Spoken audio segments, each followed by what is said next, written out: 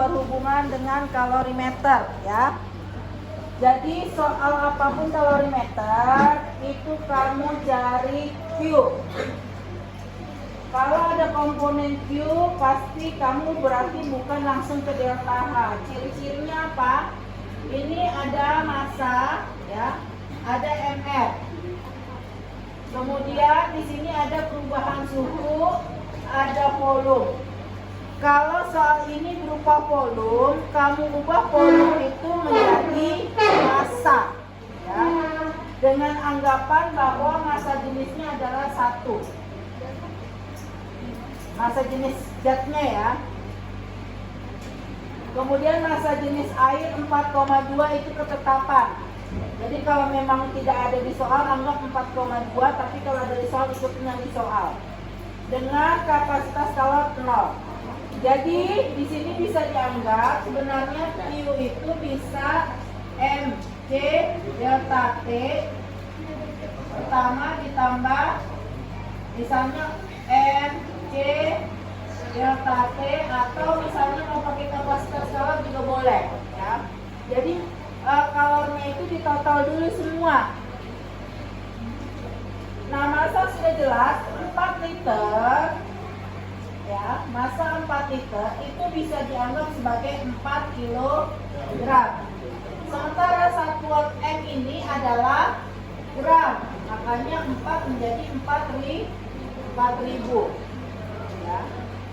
Kemudian C-nya sudah jelas 4,2. Perubahan suhunya dari yang besar dikurang yang kecil kan, 90,5 dikurang 25,5 sama dengan 65. Udah, kasih masuk aja langsung ke rumus ya. Q sama dengan massanya 4000 gram dikali kapasitas massa jenisnya 4,2 dikali perubahan suhunya 65.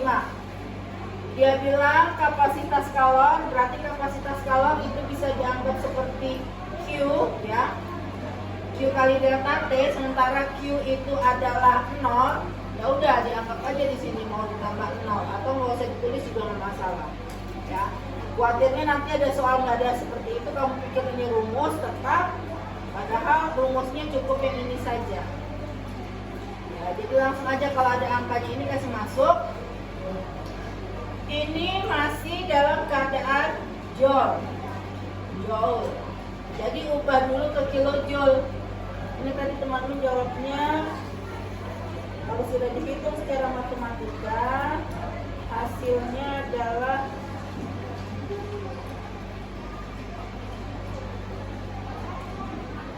berapa ini? Dibuat ke kilojoule. Dapatnya kok bingung ibu?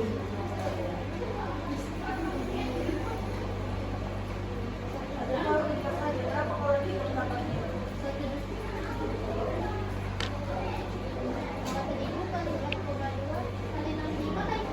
Kali 65. Hah? 1 juta?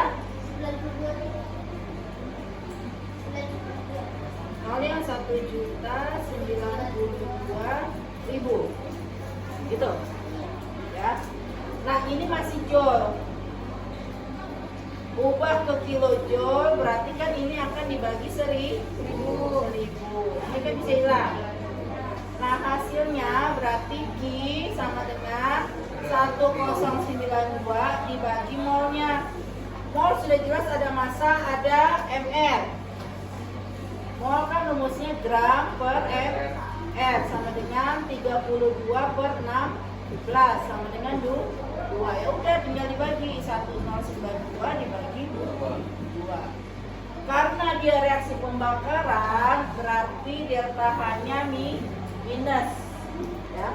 Kalau pembentukan kemarin Ibu jelaskan, kalau pembentukan delta H-nya positif. Tapi kalau pembakaran delta H-nya negatif. Kenapa? Ciri-ciri suatu reaksi dikatakan negatif ya, itu menimbulkan panas. Kalau nanti reaksi itu menghasilkan dingin, itu baru delta H-nya positif. Jadi hati-hati. Kalau dia melepas ada reaksinya, setelah reaksi itu ada H2O, itu cenderungnya delta H negatif ya. Sudah ketemu hasilnya di sini berapa? Itu sudah delta H. Berapa? 40.